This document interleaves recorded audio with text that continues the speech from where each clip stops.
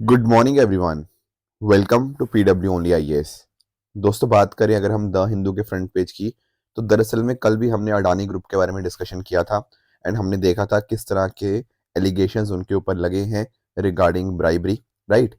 And उस bribery के माध्यम से उन्होंने प्रोजेक्ट्स जीते एंड वो प्रोजेक्ट्स को दिखाकर यूएसए से पैसा उनके द्वारा रेस किया गया, ऐसा यहाँ पे उनके ऊपर एलिगेशंस लगे थे।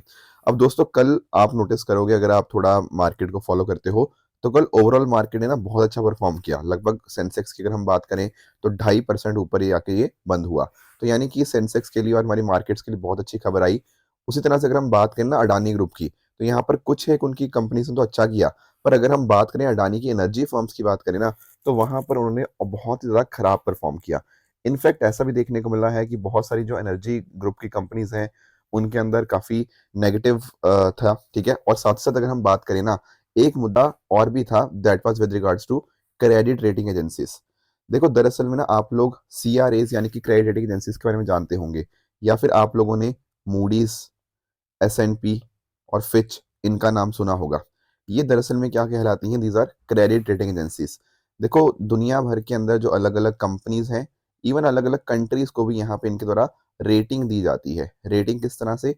यहाँ पर ये बताते हैं कि कौन सी कंपनी है, कौन सी कंट्री कितनी ज्यादा स्टेबल है, वहां पर जीडीपी ग्रोथ कैसी है, plus at the same time वहां पर अगर उस कंपनी ने कुछ पैसा रेज किया, ठीक है, तो क्या वो पैसा अच्छे से वापस कर देगी अपने इन्वेस्टर्स को या नहीं करेगी, राइट। ऐसा तो नहीं है कि कोई कंट्री है, जैसे मान लो पाकिस्तान है, अब पाकिस्तान को कोई बंदा पैसा देना चाह रहा है, अब पैसा दे तो दे, पर क्या पाकिस्तान पैसा वापस कर पाएगा या नहीं कर पाएगा?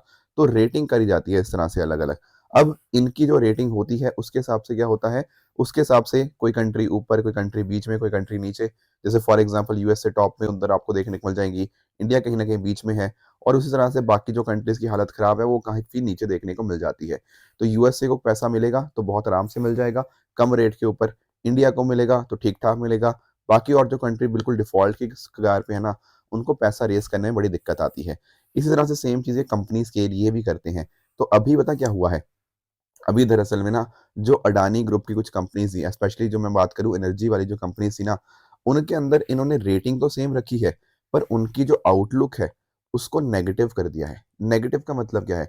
देखो, ये ना रेटिंग तो देते ही देते हैं, प्लस ये भी बताते हैं कि अगर मान लो रेटिंग आज ये है, तो क्या फ्यूचर में उसको हम इम्प्रूव करेंगे, फ्यूचर में उतनी ही रखने की अभी प्रोबेबिलिटी है, या कम करेंगे। तो उस हिसाब से इनकी एक आउटलुक आती है, या होती है पॉजिटिव आउटलुक, या होती है इसकी स्टेबल आउटलुक, या होती है इसकी नेगेटिव आउटलुक।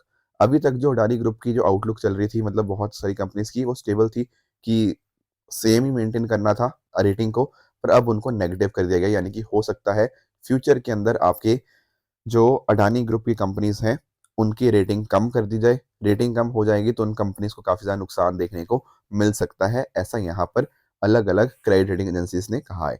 इंडिया में देखो बहुत सारी क्रेडिट रेटिंग एजेंसीज आपको देखने को मिल जाएंगी, जैसे आपका क्रिसिल हो गया, आपका इकरा हो गया, ठीक है, आपका केयर रेटिंग्स आपको देखने को मिल जाती हैं, राइट। और इन सबको रेगुलेट कौन करता है? These are regulated by securities and exchange board of India, that is SEBI. ये कुछ बातें आपको पता होनी चाहिए, ठीक है।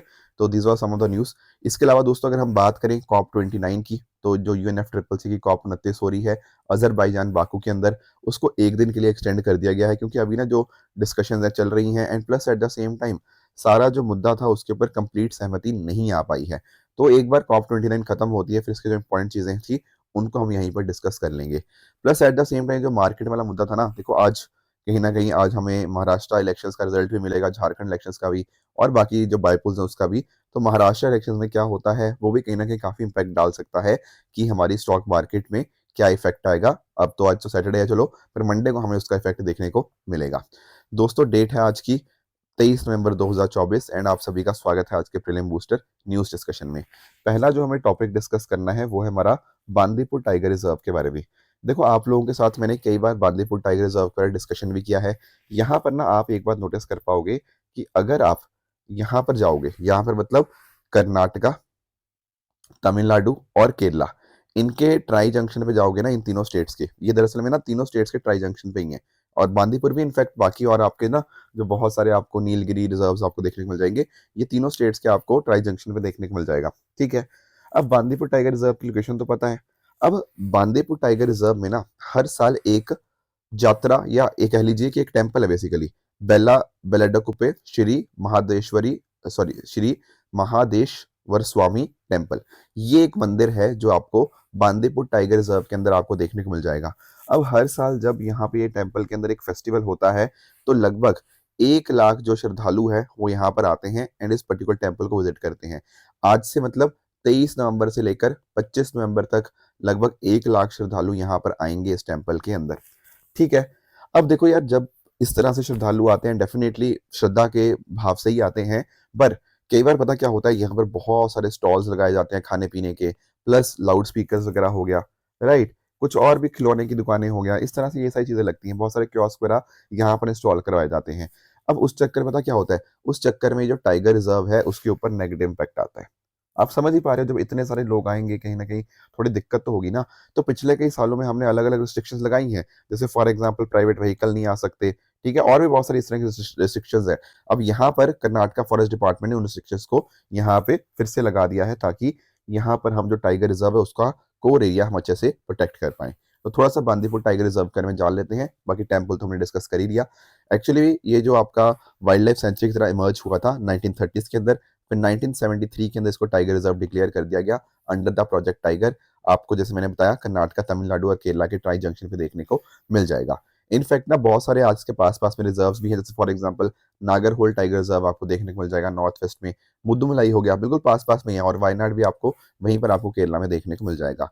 दो इंपॉर्टेंट आपको रिवर्स के बारे में पता होना चाहिए, एक आपकी काबिनी और दूसरा आपका मयुआर रिवर। काबिनी आपकी नदर्न बाउंड्री है इस पर्टिकुलर रिजर्व की, एंड आपको जो मोयार रिवर है वो आपको सदर्न बाउंड्री देखने को मिल जाएगी। बहुत सारे अगर आप फ्लोरा की बात करें तो ड्राई डेसिडुअस भी मिल जाएगा, ट्रॉपिकल मिक्स डेसिडुअस हो गया, ठीक है। इसके अलावा रोजवुड आप नोटिस कर पाओगे, इंडियन किनोट्री, सैंडलवुड, ये सब देखने को मिल जाएंगे। फौना की बात करें तो बंगाल टाइगर्स, गॉर्स, स्लॉथ पियर, गोल्डन जैकाल्स, टोल्स, ठीक है, फोर हॉर्न एंटीलॉप्स, ये आपको देखने को मिल जाती हैं। बाकी आप साथ में नोटिस करोगे साउथ एशिया की लार्जेस्ट जो वाइल्ड एशियन एलिफेंट पॉपुलेशन है ना, वो कौन सपोर्ट करता है, वो बांदीपुर टाइगर रिजर्व ही यहाँ पे आपको देखने को मिल जाता है। आगे आते हैं, centre has cleared tungsten mining इन तमिलनाडु। थोड़ा सा इस पर्टिकुलर एस्पेक्ट को समझते हैं कि यहाँ पर क्या मुद्दा है ये। देखो, यूनियन गवर्नमेंट ने ना परमिशन दे दी है किस चीज़ की, टंगस्टन माइनिंग, कहाँ पर, अरितापट्टी मदुरई तमिलनाडु के अंदर। अब आप पूछोगे सर ऐसी क्या जरूरत पड़ेगी कि सेंट्रल गवर्नमेंट की परमिशन लेनी पड़ेगी। देखो दरअसल में जो मैं बात कर रहा हूँ ना इस लोकेशन की, अरितापट्टी, अगर आई एम वेरी सॉरी अगर मैं नाम गलत प्रोनाउंस कर रहा हूँ, तो ये एक बायोडाइवर्सिटी हेरिटेज साइट है। ये तमिलनाडु की पहली और देश की 35वीं बायोडाइवर्सिटी हेरिटेज साइट आपको देखने को मिल जाती है। अब आप पूछोगे ये क्या होता है बायोडाइवर्सिटी हेरिटेज साइट। देखो, कोई ऐसा इकोसिस्टम हो सकता है जहां पर बहुत ज्यादा मैसिव लेवल पे बायोडाइवर्सिटी देखने को मिले। फॉर एग्जांपल बहुत सारी स्पीशीज आपको यहाँ पे देखने को मिल जाती हैं, या फिर एंडेमिज्म, मतलब वो वहीं पर आपको मिलती हैं इन देयर नेचुरल फॉर्म। इसके अलावा अगर हम बात करें, हो सकता है कि कुछ बहुत सारी रेयर या थ्रेटेड स्पीशीज हो, की स्टोन स्पीशीज होती है जिनका इंपैक्ट अपने आप में इकोसिस्टम पे बहुत ज्यादा होता है, राइट। या फिर अगर मान लो यहाँ पर कुछ ऐसे डोमेस्टिक या कल्टिवेटेड स्पीशीज के आपको वाइल्ड एंसेस्टर्स देखने को मिले। इसके अलावा अगर हम बात करें, हमें अगर ऐसा कुछ देखने को मिले कि यहाँ पर कुछ पास्ट रहा है, कुछ ऐसा जिसका कहीं ना कहीं कुछ बहुत ज्यादा सिग्निफिकेंस है, चाहे वो कल्चरल, एथिकल या एस्थेटिक वैल्यूज है, तो उस केस में उसको फिर हम लोग बायोडाइवर्सिटी हेरिटेज साइट की तरह घोषित कर सकते हैं। दरअसल में हमारे पास एक एक्ट है, बायोलॉजिकल डाइवर्सिटी एक्ट 2002, उसके अंतर्गत यहाँ पे ये गवर्न करता है। तो state government in consultation local bodies इस तरह से किसी एरिया को बायोडाइवर्सिटी इंपॉर्टेंट यहाँ पे घोषित कर सकती हैं। अब बायोडाइवर्सिटी हेरिटेज साइट घोषित करने का मतलब ये नहीं है कि लोकल कम्युनिटीज वहाँ पे जा ही नहीं सकती, नहीं, वो लोकल लाइवलीहुड यहाँ पे रहेंगे, वो काम करेंगे, प्रॉपर सारी चीजें, but at the same time चीजों को कंजर्व भी किया जाएगा। तो उसी तरह से तमिलनाडु के अंदर पहली जो बायोडाइवर्सिटी हेरिटेज साइट थी दैट इज अरितापट्टी, ठीक है। यहाँ पर आपको बहुत सारी बर्ड स्पीशीज हो गया, जैसे फॉर एग्जांपल लगार फॉल्कन, शाहीन फॉल्कन, ठीक है ना, इस तरह से देखने को मिल जाएंगे। इंडियन पैंगोलिन हो गया, स्लेंडर लॉरिस हो गया, पाइथन्स, ये देखने को मिल जाएंगे, राइट। एंड साथ साथ अगर आप नोटिस करो, यहाँ पर आपको एक लेक भी देखने को मिलती है, एनआई कॉन्डन लेक, और हिस्ट्री के अंदर आप इसको पढ़ते भी होंगे, 16th सेंचुरी पांडियन रीजन के अंदर यहाँ पर इस पर्टिकुलर लेक को यहाँ पे कंस्ट्रक्ट किया जाता है। एंड डेफिनेटली इस एरिया की काफी ज्यादा इंपॉर्टेंस है, बिकॉज टेम्पल्स हैं यहाँ पे, rock cut temples, Tamil Brahmi inscriptions आपको देखने को मिल जाएंगी, जैन बेड्स देखने को मिल जाएंगे। तो this is some of the importance of this particular जो मैं बात कर रहा था अरितापट्टी बायोडाइवर्सिटी हेरिटेज साइट के बारे में, ठीक है। तो टंगस्टन माइनिंग की परमिशन चाहिए थी, तो इसलिए यहाँ पे यूनियन गवर्नमेंट ने परमिशन दे भी दी है। थोड़ा सा एक काम करते हैं, टंगस्टन के बारे में जानकारी करने की कोशिश करते हैं। देखो, जब हम बात करते हैं ना टंगस्टन, कई बार आप लोगों ने ना अपने, जब आप छोटे थे तब आप लोगों ने ना अपनी एनसीईआरटीज वगैरह के अंदर टंगस्टन के बारे में पढ़ा भी होगा। या आप लोग इतना जानते होंगे कि बल्ब की जब बात करते हैं ना, तो बल्ब का जो फिलामेंट होता है वो किससे बनता है? सर वो आपका टंगस्टन से ही बनता है कि नहीं? और आप नोटिस करोगे टंगस्टन को वोल्फ्राम के नाम से भी जाना जाता है, और ये देखने में greyish white to steel grey ये कलर इसका आपको देखने को मिल जाएगा। हमने ना कई बार प्रीलिम बूस्टर के अंदर भी ना मिनिस्ट्री ऑफ माइंस की एक लिस्ट के बारे में डिस्कस किया था। दरअसल में मिनिस्ट्री ऑफ माइंस ने ना एक लिस्ट जारी करी थी। उस लिस्ट के अंदर उन्होंने 30 क्रिटिकल मिनरल्स की चर्चा करी थी। क्या है ये क्रिटिकल मिनरल्स? ये 30 क्रिटिकल मिनरल्स ऐसे हैं जो हमारे देश के विकास के लिए बहुत बहुत ज़्यादा इंपॉर्टेंट हैं। जैसे फॉर एग्जांपल हम बात कर लेते हैं अलग-अलग ऐसे मिनरल्स की जो फ्यूचर में यूज़ होंगे। जैसे फॉर एग्जांपल 5G हो गया, इंटरनेट ऑफ थिंग्स हो गया, इनके लिए यहाँ पे जब हम चीज़ों को इस्तेमाल किया जाता है ना? तो जैसे फॉर एग्जांपल लिथियम की बात करो, लिथियम ट्रायंगल जैसे है ना? उसी तरह से लिथियम हमारे लिए बहुत ज़्यादा इंपॉर्टेंट है, क्योंकि आपके रिन्यूएबल एनर्जी के लिए, internet of things, 5G, artificial intelligence, इस तरह जो आपके इमर्जिंग नीड्स हैं, देश के विकास के लिए ज़रूरत है, उसके लिए बहुत इंपॉर्टेंट है। तो टंगस्टन भी उस 30 लिस्ट के जो लिस्ट बनाई गई है ना, उसमें से डेफिनिटली आपको देखने को मिल जाएगा। टंगस्टन की कुछ प्रॉपर्टीज़ आप देख सकते हो, और ये प्रॉपर्टी से यूपीएससी क्वेश्चन पूछ लेता है, तो ध्यान से सुनना है इसको। पहली बात तो ये है कि इसका हाईएस्ट मेल्टिंग पॉइंट है अमंग ऑल द मेटल्स, ठीक है? बहुत ही हाई 3422 डिग्री सेंटीग्रेड आपको इसका मेल्टिंग पॉइंट देखने को मिल जाएगा। इसके अलावा इसकी जो इलास्टिसिटी है वो अपने आप में हाई है। इलास्टिसिटी का मतलब क्या होता है? इलास्टिसिटी का मतलब होता है कि मान लो कोई फोर्स लगाया और बाद में आपने उस फोर्स को हटा दिया, ठीक है? तो क्या उसने अपने ओरिजिनल शेप को मेंटेन किया या नहीं किया? जैसे आप कई बार स्प्रिंग की बात करते हो ना, अब ये रहा स्प्रिंग। स्प्रिंग को जब आप ऐसे खींचोगे तो ये बड़ा हो जाएगा इस तरह से, पर बाद में फिर वो अपनी शेप को रीगेन कर लेगा। तो वो इलास्टिक होता है, समझे? तो अपनी शेप को वो रीगेन कर लेता है। उसी तरह से अगर हम बात करें आपके टंगस्टन की, तो टेंसाइल स्ट्रेंथ इसकी काफ़ी ज़्यादा होती है। टेंसाइल स्ट्रेंथ का मतलब होता है कि मान लो एक पर्टिकुलर मेटल के ऊपर आप कितना मैक्सिमम स्ट्रेस लगा सकते हो बिफोर इट ब्रेक्स डाउन। तो यहाँ पर टंगस्टन भी ब्रेक डाउन नहीं करता, इसकी टेंसाइल स्ट्रेंथ काफ़ी अच्छी होती है। प्लस क्रोजन रेजिस्टेंस का मतलब है आपका जो जंग है वो नहीं लगता। इसके साथ-साथ इसकी जो थर्मल और इलेक्ट्रिकल कंडक्टिविटी होती है, वो हाई होती है। मतलब किसी की ability to conduct heat, that is thermal conductivity, और to conduct electricity, that is electrical conductivity, तो वो भी अच्छी खासी होती है। अब इतनी सारी प्रॉपर चीज़ें हैं, तो कहीं न कहीं डेफिनिटली आपको इसको अलग-अलग इंडस्ट्रियल एप्लीकेशंस के अंदर आप इस्तेमाल कर पाओगे। जैसे फॉर एग्जांपल बल्ब के फिलामेंट बनाने के लिए इसको यूज़ किया जाता है, ठीक है ना? हीटिंग सिस्टम्स के अंदर आपको इसको यूज़ किया जाता है। स्टील अलॉय बनाने के लिए आपको इसका इस्तेमाल आपको देखने को मिल जाएगा। अब भारत के अंदर बात करें ना, तो भारत के अंदर लगभग 89 मिलियन टन आपको इसके रिज़र्व देखने को मिल जाएँगे। एंड अगर मैं बात करूँ WO3, WO3 क्या है? दरअसल this is tungsten trioxide. Tungsten trioxide के एक केमिकल कंपाउंड आपको देखने को मिल जाएगा, consisting of tungsten and oxygen, तो उसके भी आप इसका देख पाओगे। राइट, कर्नाटका के अंदर सबसे इंपॉर्टेंट शेयर है, followed by Rajasthan, Andhra Pradesh and Maharashtra, और कुछ डिपॉजिट्स आपको बाकी और कुछ स्टेट्स हरियाणा, तमिलनाडु, बाकी और स्टेट्स में देखने को मिल जाएंगे। अगले टॉपिक पे आते हैं, दैट इज नेक्स्ट टॉपिक हमारा है सेनवेट के बारे में। अब ये क्या मुद्दा है सेनवेट का? देखो, CENVAT stands for central value added tax. क्या मुद्दा हुआ इस चीज का? देखो, जब भी हम किसी चीज को बनाते हैं ना, तो उस चीज को बनाने के लिए चाहिए होते हैं रॉ मटेरियल, है कि नहीं? एंड फिर रॉ मटेरियल बनेंगे, अलग अलग प्रोसेस होगा, पूरा का पूरा मतलब वैल्यू एडिशन का प्रोसेस होता है, मल्टीपल प्रोसेस उसमें होते हैं, एंड इन दी एंड जाके हमारे सामने फाइनल जो प्रोडक्ट होता है वो देखने को मिल जाएगा, ठीक है? अब जब ये सारा का सारा प्रोसेस होता है, तो जो मैन्युफैक्चर हुआ, तो उसने जब रॉ मटेरियल था भाई उसके ऊपर भी टैक्स पे किया, फिर और डिफरेंट डिफरेंट प्रोसेसेस के ऊपर भी टैक्स पे किया। तो कई बार पता क्या होता है, आप यहाँ पर भी टैक्स पे कर रहे हो, यहाँ पर भी टैक्स पे कर रहे हो, यहाँ पर भी टैक्स पे कर रहे हो, ये तो बात गलत हो जाएगी ना। अब जैसे हम जीएसटी में भी बात करते हैं कि यहाँ पर क्या होना चाहिए, यहाँ पर एक बंदे को मल्टीपल टाइम्स टैक्स पे नहीं करना चाहिए, है कि नहीं? एक बंदे को रेदर शुड से एक प्रोसेस के अंदर नहीं ना होना चाहिए, क्योंकि जब आपने ऑलरेडी रॉ मटेरियल के ऊपर टैक्स पे कर दिया है, तो बार बार उसी चीज के ऊपर टैक्स पे करने की क्या जरूरत है? तो यहाँ पर डबल टैक्सेशन को अवॉइड किया जाता है कि डबल टैक्सेशन ना हो। उसी के लिए ना एक हमारे पास क्या है, सेनवेट। सेनवेट क्या है? Central value added tax. और इसका ना क्रेडिट मिलता है आपको। क्रेडिट मतलब जैसे फॉर एग्जांपल मैन्युफैक्चर है ना, या फिर कोई सर्विस प्रोवाइडर है, वो टैक्स क्रेडिट को क्लेम कर सकता है किस चीज के ऊपर? एक्साइज ड्यूटी, या फिर जो उसने एडिशनल ड्यूटी ऑलरेडी पे कर रखी है इनपुट के ऊपर। मैंने बोला ना, रॉ मटेरियल के ऊपर आपने ऑलरेडी कुछ ना कुछ टैक्स, कुछ ना कुछ ड्यूटी ऑलरेडी पे कर रखी है। तो जो जो ड्यूटी आपने ऑलरेडी पे कर रखी है, वो उसके ऊपर फिर आप दोबारा क्यों पे करोगे, जब कहीं ना कहीं वो फाइनल प्रोडक्शन हो चुका है उस चीज का। तो कहीं ना कहीं डबल टैक्सेशन ना हो, उसके लिए हमारे पास मैकेनिज्म है सेनवेड क्लेम का, ठीक है? सेनवेड क्रेडिट भी आप इसको कह सकते हो।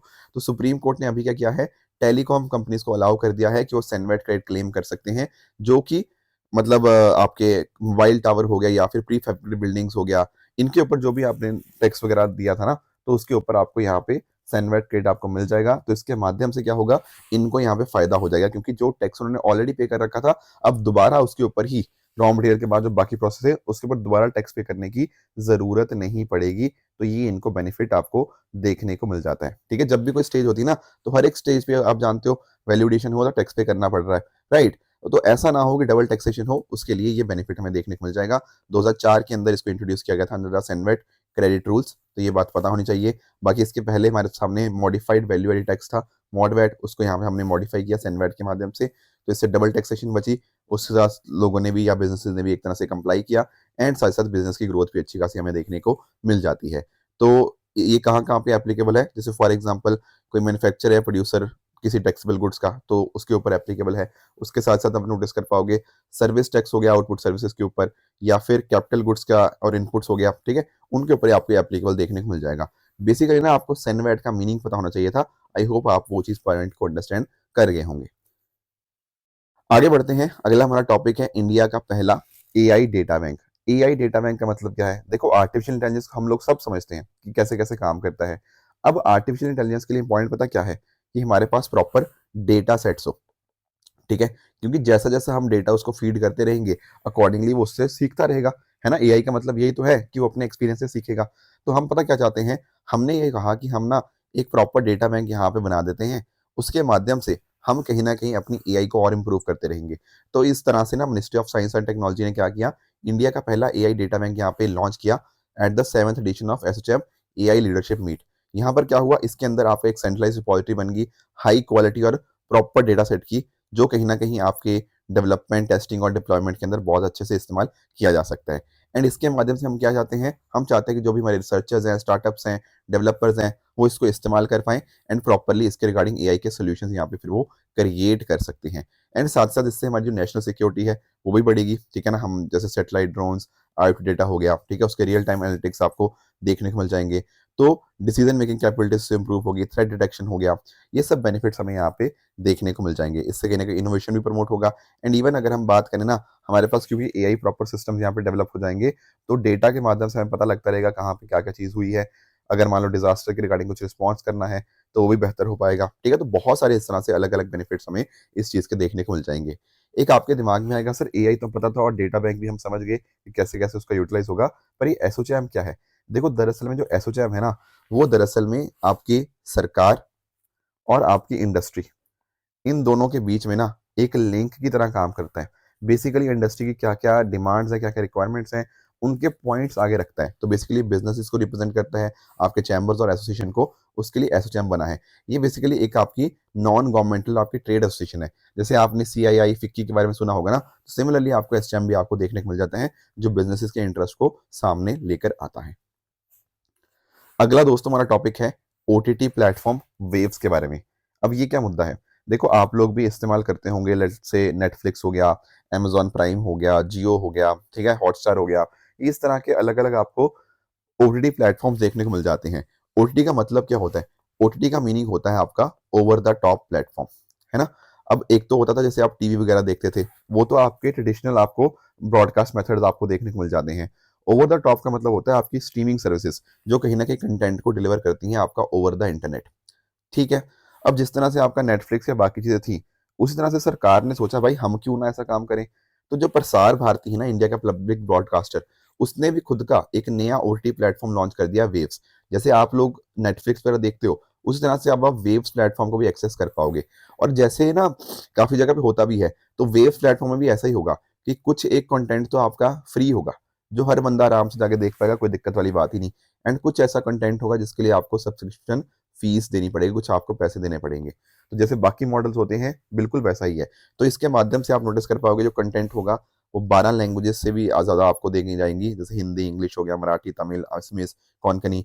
एंड साथ साथ अगर हम बात करें, इस ऐप को आप एंड्रॉयड के ऊपर भी, iOS के ऊपर भी डाउनलोड कर पाओगे। टैगलाइन क्या है? वेव्स, फैमिली एंटरटेनमेंट की नई लहर। तो ministry of information and broadcasting, government of India, ये मिनिस्ट्री आपको देखने को मिल जाएगी। तो इसको लॉन्च किया गया है international film festival of India by the Goa chief minister अभी रिसेंटली। और इसमें आप अपने मूवीज, टीवी शोज जैसे बाकी जगह होता है ना, और इवन आप गेमिंग भी और ऑनलाइन शॉपिंग भी यहाँ पे कर पाओगे। 65 आपको लाइव टीवी चैनल्स आपको देखने को मिल जाएंगे, एंड कुछ सारी ऐसी चीज़ें होंगी जो आप कहीं ना कहीं सब्सक्राइब करके आप उनको इस्तेमाल कर पाओगे, एंड आप ऑनलाइन शॉपिंग भी इसके माध्यम से कर सकते हो। बाकी देखो, ये जो इंटरनेशनल फिल्म फेस्टिवल था, डेफिनेटली यहाँ पर कुछ एक मूवीज़ को यहाँ पे दिखाया गया, ठीक है ना, स्पेशल कंटेंट दिखाया गया। इतना इंपॉर्टेंट नहीं है, बट एक बेसिक आइडिया आपको यहाँ पे इन चीज़ों के बारे में पता होना चाहिए। नेक्स्ट बढ़ते हैं अगले टॉपिक पे, that is vision portal. Vision portal का मतलब क्या है? विजन पोर्टल स्टैंड्स फॉर विकसित Bharat initiative for student innovation and outreach network. ये है पोर्टल। तो हमारे जो minister of science and technology है ना, उन्होंने यहाँ पर इस पर्टिकुलर पोर्टल को लॉन्च किया है। इसके माध्यम से होगा क्या? इसके माध्यम से हम चाहते हैं कि वो बच्चे जो कहीं ना कहीं थोड़े अंडर प्रिविलेज है ना, उन बच्चों को हम प्रॉपर स्किल डेवलपमेंट कर पाएँ, उन तक अच्छी एजुकेशन दे पाएँ, उनके अंदर भी हम एंटरप्रेन्योरशिप हम यहाँ पे डेवलप कर पाएँ। आप पूछोगे पर ये होगा कैसे? वो होगा इस पोर्टल के माध्यम से। इस पोर्टल के अंदर आपको कुछ प्रॉपर ट्रेनिंग मॉड्यूल्स दिए जाएंगे, उसके माध्यम से आपको एंटरप्रेन्योरशिप हो गया, इनोवेशन हो गया, ये वाले स्किल्स दिए जाएंगे। Plus at the same time इसी पर्टिकुलर पोर्टल के ऊपर ना आपके सामने अच्छे अच्छे मेंटर्स आएंगे। मेंटर जैसे फॉर एग्जांपल हो सकता है इंडस्ट्री लीडर्स हो, वो आपको गाइडेंस देंगे, ठीक है ना। And at the same time अगर हमें लगता है कि कुछ ऐसे बच्चे हैं जो कहीं ना कहीं काफी पोटेंशियल रखते हैं, उनको यहाँ पर कुछ स्कॉलरशिप्स भी दी जाएगी, ठीक है। तो यानी कि हम पता क्या चाहते हैं, हम चाहते हैं कि स्टार्टअप कल्चर जो है या बाकी जो इनोवेशन है, वो बस दिल्ली, मुंबई, कोलकाता, चेन्नई ऐसे बड़े शहरों तक सीमित ना रहे, वो हर एक गांव वगैरह में भी जहाँ तक पहुंचे, एक नॉलेज की रेवोल्यूशन आए। एंड हमारा जो 2047 तक का सपना है, विकसित भारत का, डेवलप्ड इंडिया का जो सपना है, उसमें इनका भी तो रोल रहने वाला है कि नहीं? तो ये सब चीजें हम चाहते हैं, एंड उसी के लिए यहाँ पे विजन पोर्टल को यहाँ पे लॉन्च किया गया है, ताकि स्किल डेवलपमेंट हम नर्चर कर पाए in the under privilege children. ये कुछ बातें थी जो आपको यहाँ पे पता होनी चाहिए थी, ठीक है। अब चलते हैं अपने क्वेश्चंस की तरफ। देखो, पहला क्वेश्चन है वो मैंने पूछा है आप लोगों से with regards to credit rating agencies. पहला जो टॉपिक हमने डिस्कस किया था अडानी ग्रुप के बारे में, वहां पर मैंने आपको इसका आंसर बता भी दिया था। तो देखते हैं कितने लोग ढंग से सुन रहे हैं। तो प्लीज डेफिनेटली इस क्वेश्चन को आप आंसर करिएगा। दिस इज क्वेश्चन नंबर 1, ये यूपीएससी ने 2022 में पूछा हुआ था। क्वेश्चन नंबर 2 आपके सामने है, ये है बायो जियो केमिकल साइकिल के बारे में। देखो, यूपीएससी ने मल्टीपल टाइम्स ना carbon cycle, nitrogen cycle, phosphorus cycle, sulphur cycle, इनके ऊपर क्वेश्चन पूछे हुए हैं। तो डेफिनेटली आप इस क्वेश्चन का आंसर तो करेंगे। अपनी जो एनवायरनमेंट की बुक है वहां से आप अपना स्टैटिक पार्ट जो इसका है ना, वो डेफिनेटली एक बार रिवाइज भी साथ साथ में कर लेंगे। तीसरा आपको होमवर्क रहेगा with regards to brown draft, ठीक है। तो इसका आंसर भी आप मुझे कमेंट में बताइएगा कौन सा सही है कौन सा गलत है। कल मैंने कुछ आपको होमवर्क दिए थे। पहला होमवर्क तो ये था कि जब कोई बिल को जॉइंट सिटिंग के लिए रेफर किया जाता है तो कैसे पास होता है वो। देखो, पहली बात आप मुझे ये बताओ कि जॉइंट सिटिंग पे जाता कब है। ऐसा हो सकता है ना कि मान लो एक हाउस ने तो पास कर दिया, दूसरे ने रिजेक्ट कर दिया, तब हो सकता है कि वहां पे डेडलॉक रिजॉल्व करने के लिए जॉइंट आपकी सिटिंग हो। Plus at the same time हो सकता है कि एक ने पास कर दिया और दूसरे ने कुछ अमेंडमेंट बोली थी, फिर वो अमेंडमेंट नहीं मानेगी, that is also possible. Plus at the same time हो सकता है कि 6 महीने से ज्यादा बीत गए हो, है ना, from the date of receive of the bill, उस केस में हो सकता है। पर आपको ध्यान में ये रखना है यार कि जो आपके कॉन्स्टिट्यूशन अमेंडमेंट बिल होते हैं या फिर आपके मनी बिल होते हैं, उनमें ये सब चीजें नहीं होती। उनमें मतलब आप जॉइंट सीटिंग करवा ही नहीं सकते। यहाँ पर कॉन्स्टिट्यूशन अमेंडमेंट बिल में तो इंडिविजुअली हर एक हाउस को पास करना होता है, और मनी बिल में तो जो रोल होता है वो आपका लोकसभा का ही होता है, तो इसमें ज़्यादा दिक्कत है ही नहीं। समझ गए इस बात को? अब जब जॉइंट सीटिंग हुई तो उसको समन कौन करता है? उसको समन किया जाता है आपके प्रेसिडेंट जी के द्वारा, ठीक है। फिर जब समन करते हैं ना, तो जो दोनों मेंबर्स, दोनों हाउसेस के मेंबर्स आए, उसको फिर एक ही हाउस की तरह ट्रीट किया जाता है। तो बेसिकली मतलब जब दोनों की जॉइंट सीटिंग होगी तो जितने भी लोग होंगे उनमें जो बिल होगा वो simple majority of the member present voting से पास होना चाहिए, बस। वो एक ही हाउस हो गया, ऐसा समझ लो। जब जॉइंट मीटिंग हुई ना तो एक ही बन गए वो। तो इस तरह से इसका आंसर क्या बनेगा? आंसर बनेगा option number A will be the correct answer. दूसरा क्वेश्चन मैंने आपको बताया था इंडियन कोल के क्या क्या कैरेक्टरिस्टिक्स आपको देखने को मिल जाते हैं। देखो, इंडियन कोल का अगर हम बात करें तो 2-3 चीजें आपको पता होनी चाहिए। पहली बात तो भाई बिल्कुल ये बात सही है, आपका जो ऐश कंटेंट होता है वो आपको ज्यादा ही देखने को मिलेगा, और जो सल्फर कंटेंट होता है वो आपको लो देखने को मिल जाएगा। हम कई बार बोलते हैं ना कि हमारा जो कोल है वो उतना क्वालिटी कोल नहीं है ना। तो हाई ऐश कंटेंट होता है एंड लो सल्फर कंटेंट आपको देखने को मिल जाएगा। और जब मैं बात करता हूँ ना फ्यूजन टेम्परेचर की, तो इसका हाई ऐश फ्यूजन टेम्परेचर लगभग 1500 डिग्री सेंटीग्रेड का आपको देखने को मिल जाता है। तो पहले दोनों ठीक थे, तीसरा गलत था, तो ऑप्शन ए यहाँ पे करेक्ट होगा। अब यार एक चीज और समझो, यूपीएससी ने 2019 के अंदर एक सवाल पूछा, ठीक है ना, ठीक है। अब 2020 के अंदर उसके जस्ट अगले साल यूपीएससी ने यह सवाल हमसे पूछ लिया। क्या पूछा है? देखो यहाँ पे पहले दो स्टेटमेंट तो कोल ऐश के बारे में है कि कोल ऐश में ये है या नहीं है, और ये डेफिनेटली काफ़ी दोनों स्टेटमेंट आसान थे पहले दोनों को आंसर करना। तीसरे क्वेश्चन के अंदर आप कंफ्यूज हो सकते थे कि क्या ऐश कंटेंट क्या होता है। और अगर जिस बच्चे ने मुझे ये बताओ ये 2019 का क्वेश्चन सॉल्व किया होता कि हमारे कोल में हाई ऐश कंटेंट और लो सल्फर कंटेंट होता है, वो ये क्वेश्चन का आंसर तो बड़े आराम से कर देता। वो तो कहता कि हाँ सर पिछले साल ही मैंने पढ़ा था। Are you getting my point? तो इसीलिए प्रीवियस ईयर क्वेश्चन करने अपने आप में पॉइंट बन जाते हैं। यहाँ पर तीनों तीनों स्टेटमेंट्स करेक्ट है, तो option number D 1 2 3 is the correct answer. इसके अलावा मैंने आपको एक होमवर्क दिया था जीबी के बारे में। देखो जीबी के बारे में हमने कई बार डिस्कशन कर लिया, ग्रेट इंडियन बस्टर्ड के बारे में। देखो पहली बात तो आपको ये पता होना चाहिए कि जो जीबी है ना, ये मेजरली आपको राजस्थान में देखने को मिलेगा। गुजरात के अंदर भी है, बट राजस्थान के अंदर डेफिनेटली इनकी पॉपुलेशन अच्छी खासी है। बाकी तमिलनाडु महाराष्ट्र के अंदर मतलब कुछ एक और एरियाज में है, पर अगर हम बात करें सबसे ज्यादा कहाँ पे है, the answer is Rajasthan and Gujarat. In fact Rajasthan की अगर हम बात करें तो राजस्थान का स्टेट बर्ड ही आपका ग्रेट इंडियन बस्टर्ड देखने को मिल जाएगा। अब ग्रेट इंडियन बस्टर्ड के बारे में कुछ एक मुद्दे जो चलते हैं ना, एक तो यार इनका अगर हम बात करें इनका जो फ्रंटल विजन होता है वो थोड़ा पुअर होता है। इस वजह से ना जो बहुत सारी आपकी बिजली की तारें होती हैं उनमें अक्सर ही जाके ये टकरा जाते हैं, एंड उस वजह से इनकी डेथ हो जाती है।